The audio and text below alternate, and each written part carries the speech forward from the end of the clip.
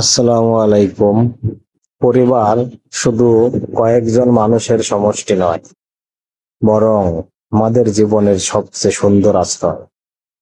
পরিজন মানেই দুঃখে সান্ত্বনা, সুখে ভাগাভাগি আর প্রতিটি মুহূর্তে নিরাপদ ছায়া। বাবা আমাদের জন্য নিঃশব্দে পরিশ্রম করেন, আর মা তার ভালোবাসায় সব কষ্ট ভুলিয়ে দেন।